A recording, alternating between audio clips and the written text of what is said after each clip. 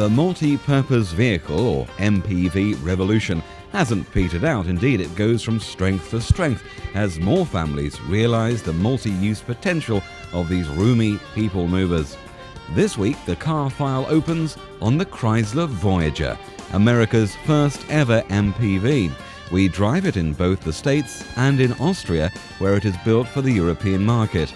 And in part 2 of Car File, Howard Stableford pits the US Voyager against the first European MPV, the Renault Espace.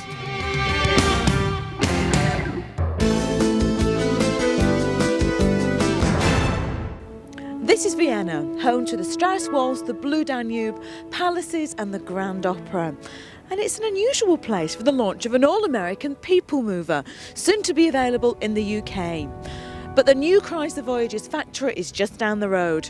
And what better vehicle than a people mover to do a spot of sightseeing in?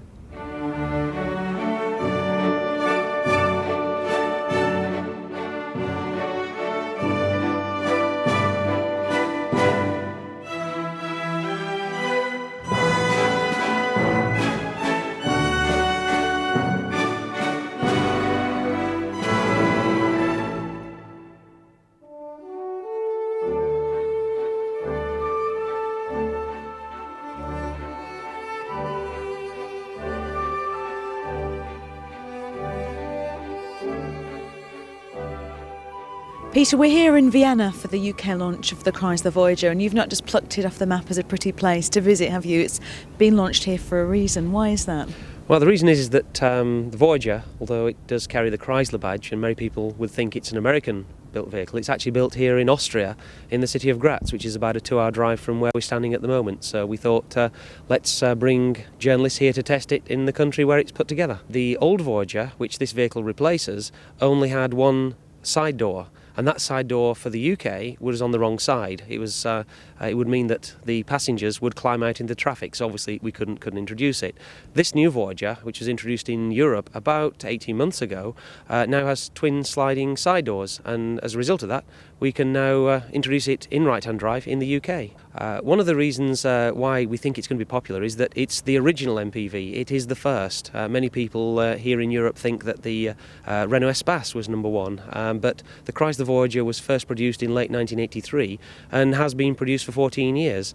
There are 6 million now on the roads in the world, and over time Chrysler has taken the feedback from those 6 million owners to turn the MPV into something which is used and liked by real people. It's that they've got a huge amount of feedback coming in from those 6 million users, and they've turned the vehicle into what we see today. Selling points are, of course, the high equipment levels that are fitted to this vehicle, the twin sliding side doors, the fact that there is a huge amount of luggage space behind the third row of seats. That's a criticism which has been aimed at a lot of MPVs that are on the market, but even in standard wheelbase form, the Voyager does have a huge amount of luggage space behind the third row of seats.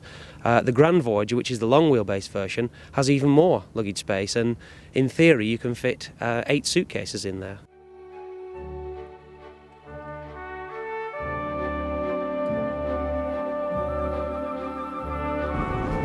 If you're in the market for an MPV and the thought of getting behind the wheel of such a large vehicle daunts you, then really don't worry. All the manufacturers have made great efforts to make sure that driving an MPV is an experience that's more car-like than van-like. And I've got to say that Chrysler have cracked it with the Voyager. It's really hard to believe that I'm behind the wheel of what effectively is a minibus. The driving experience is fantastic, visibility is excellent, it's a nice smooth ride. The seating position is comfortable and all the switchgear is conveniently and sensibly laid out. You know, it's the little things in life that sometimes make all the difference. Like this, a handy little compartment for keeping your sunglasses in. Even the 2-litre entry model on the Voyager is crammed full of extras, like all the storage compartments and this thing, very handy onboard computer, so you know the temperature and exactly what direction you're going in. So what don't I like about the Voyager? Well, to be honest, there's not an awful lot. Overall, I think it's a good vehicle. But I'm a woman, and therefore I'm going to be picky. And one thing I'm going to be picky about is the pedals. They are a bit too close together for my comfort. I'm not too keen on them. Another is the seats. They seem lovely and soft and comfortable, but you get in them on a long journey and your back starts to feel it after a while. The stereo, again, is far too fiddly for my liking. I like something simpler. I think they should at least have remote control on the steering wheel, and if not, why not do as Renault have done with the Espace? Create this fantastically handy remote control, so it means that the stereo can be operated from anywhere in the vehicle. It saves all those arguments about what channel you're listening to.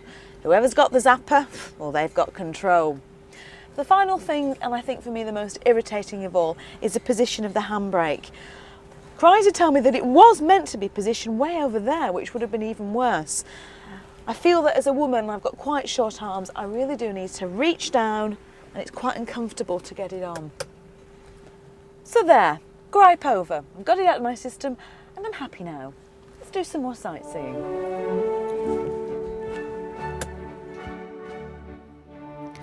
Under the bonnet of our test vehicle was a 2-litre 16-valve engine with a 5-speed manual gearbox.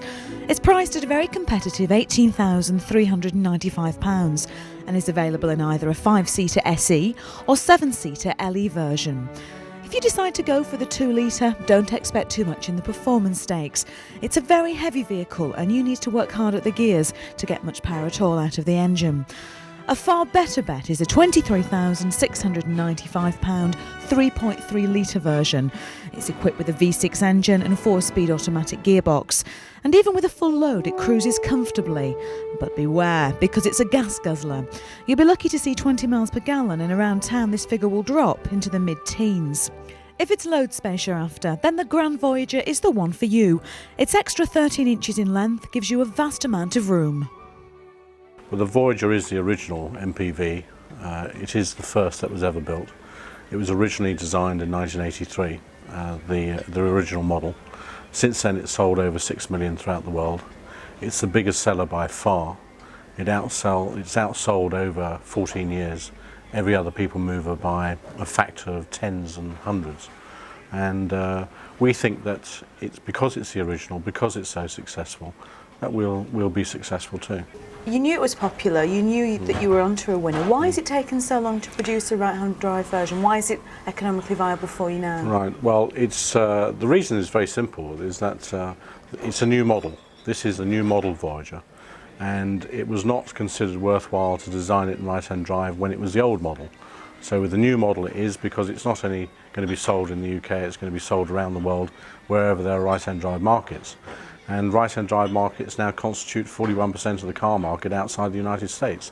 So it's a very important step to take, but it's a very important market, the right-hand drive market, to get into. So the two things have coincided really. What kind of numbers are you hoping to sell in the UK over the next 12 months? In the first 12 months, I'd be happy to sell 3,000. That's without turbo diesel in the range. The turbo diesel will follow in about a year's time or so. But once we have a full range of Voyagers to sell, including turbo diesel, I think we'll take about 10% or thereabouts of the MPV market. The Chrysler Voyager is certainly a very impressive package, although it may not be the best value in the world of MPVs. Others offer more extras for even less money. But if you want plenty of space, more than the average MPV, nice extras and a good reliable vehicle, then the Voyager is the one for you. But let's face it, you wouldn't buy a pair of shoes without trying on plenty of others first. So you mustn't buy an MPV without trying out all the rest to make sure that it suits your needs. But in order to try them all out, you're going to have a pretty empty diary. The Voyager makes 16 on sale in the UK. So now let's see, we've done the Voyager today. How about the Galaxy tomorrow? And then maybe the Espace. And then perhaps we could try the Previa. And then the Synergy.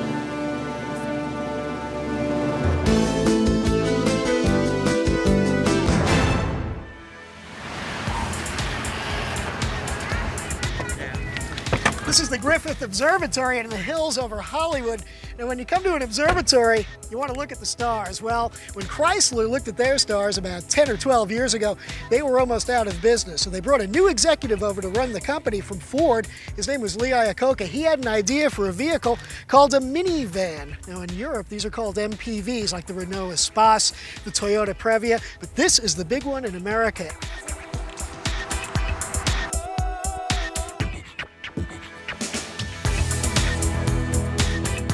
Now, nobody's ever been accused of falling in love with a minivan. They're not very sexy, they're fairly boring, but they do their job well. The Chrysler does it as well as just about any vehicle in the world. I can't imagine anyone 20 or 30 or 50 years from now collecting these and restoring them to show at the Concorde. It's a good thing this Chrysler minivan has analog brakes because I did not want to end up in downtown Los Angeles. Now, why is this minivan so popular? They sell 500,000 of them a year in America. One of the main reasons is not just this sliding door. A lot of minivans have sliding doors, but follow me. Let me show you something very special about this Chrysler. You come through the back, and there is, voila, another sliding door on the other side. It makes it so easy to get in and out of the vehicle, load the kids, load the groceries. If you need extra room in the back, all the seats in the back are easily removed. They're a little bit heavier than I would like, and they go in a little bit more difficultly than they come out, but they're easy to get out. Now take a look at the dashboard. There's a couple of extra special gadgets up here we want to show you. First, right here, there's a power outlet for your cell phone or your laptop computer. We used to call it a cigarette lighter, but those are politically incorrect these days in the United States. You have separate controls for the heat and the air conditioner for the driver's side and the passenger side. This feature has saved several marriages that I know of. And finally, the radio. It has a control for quadraphonic sound. If you remember quadraphonic from the 70s, well, that never took off, but Chrysler bought about 5 million of these radios. Literally, it's in all their cars and trucks.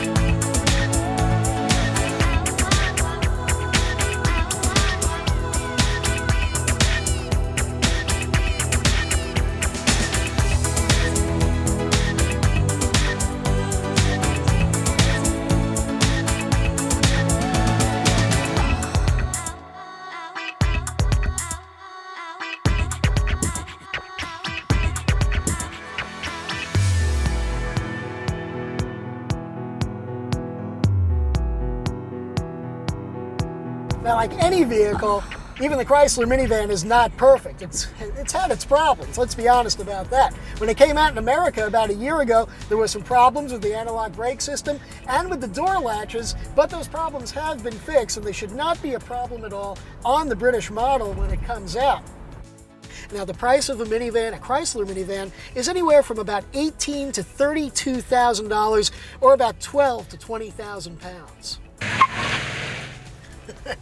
Whether you're in Beverly Hills or even in Wilmslow, you won't get a lot of high-speed performance from the Chrysler minivan, but you'll get great fuel mileage performance. In fact, 25 miles per gallon, which is very impressive for a vehicle of this size and weight. And that size and weight helps in security and safety. You've got airbags right here for the driver, and there's one on the passenger side as well. The anti-lock brakes, all-wheel drive is available. And as far as security goes, you sit way up high. You get a great view of the road around you. And comfort and luxury, well, this is as comfortable as any limousine I've ever been in. And a lot of these attributes sound like they may be very attractive to women, to the females in the audience, and there's a reason for that. Women in America are responsible for making 80% of the car purchase decisions. I think it's the same way in England, but you just haven't admitted it as yet.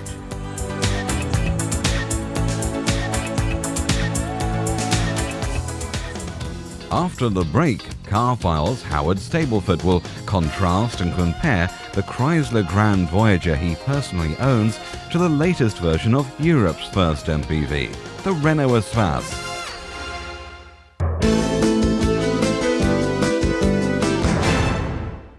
Jeremy Clarkson, who you might have heard of, once said that he'd rather have a vasectomy than an MPV. Well, a year ago, I faced the same choice, so here I am behind the wheel of my own Chrysler Grand Voyager LE. Plenty of space for an expanding family and the wedding tackle still intact. But a year later, was it a sound investment? And how does it compare with one of the newer kids on the block? This, the latest incarnation of the Renault Espace. Faced with the realisation that my two-seater sports car days were on hold whilst the little ankle biters grow up, the tricky issue of selecting an MPV with any sort of street cred had to be addressed. The Voyager won it because it appeared in a Danny DeVito movie, all black with black tinted windows. It actually looked mean. And yes, I can be that much of a sucker.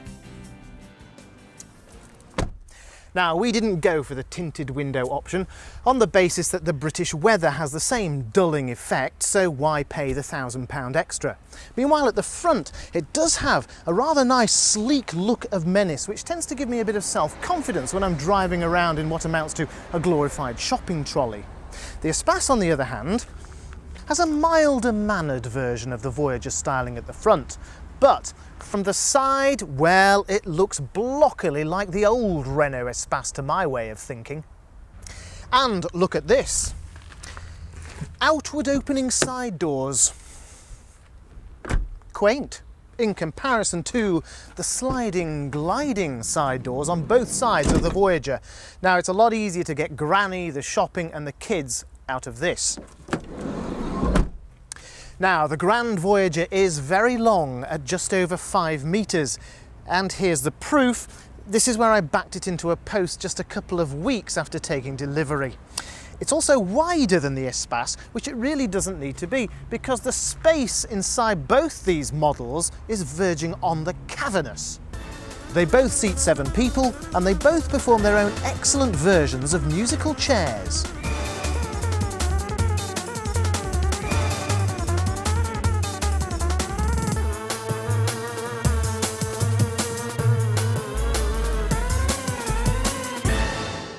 As for the interior experience, well, they're as different as American apple pie and French camembert. For instance, here in the Espace, the driver's position makes it feel like I'm somewhere in the middle of the vehicle. You almost have to hitch a ride to get to the windscreen.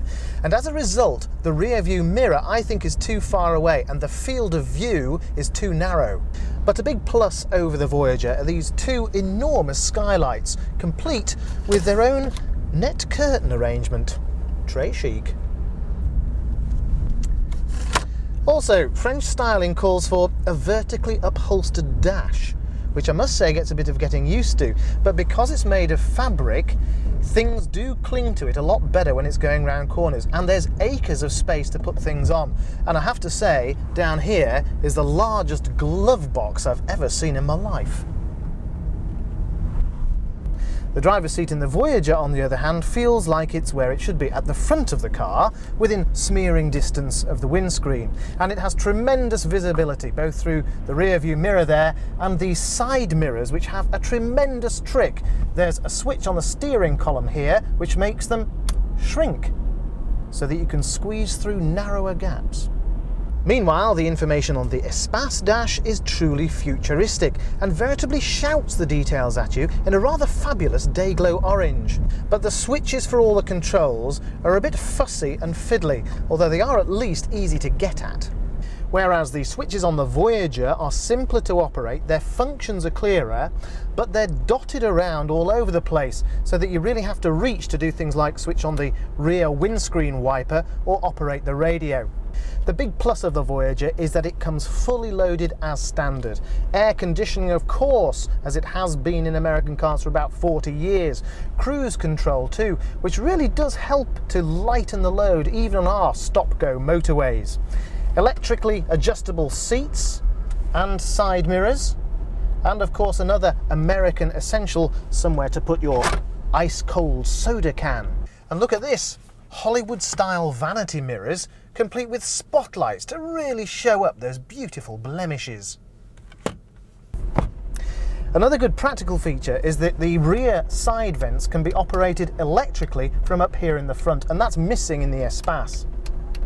Also up here, place to put your sunglasses and somewhere for your garage remote control. The diesel Espace also has a computer system which for some bizarre reason doesn't tell you anything apart from the distance you've travelled. At least you can operate it from the stalk over here. In fact, most of the controls are on these stalks, which is extremely handy, or from this nearby Star Trek control comfort pod, which does things like the heating and the air blower direction. Even the radio volume and station selection can be done without your hands leaving the wheel. There's even a remote control for the passenger to use. So what do they actually like to drive? Well, we're not really comparing like with like here. For instance, this is the 5-speed manual 2.2 litre turbo diesel Espace, whilst this is the beefy 3.3 litre V6 petrol-driven 4-speed automatic transmission Voyager. Can you hear that? When it's idling, the Espace does sound like there's a Massey Ferguson tractor somewhere close by, but that soon disappears as you set off. Now this 2.2 litre engine has plenty of poke so that you're not going to be too embarrassed at the traffic lights, and it cruises really comfortably at the top speeds. Now the great thing about MPVs is that the good ones are very relaxing to drive, and this is no exception. And because it has a diesel engine, you're getting reasonable fuel economy too, something like 35 mpg for a combined urban and rural use. Whereas the Voyager V6 is a bit on the thirsty side. Look at this, we're only getting an average economy of 18.8 miles per gallon.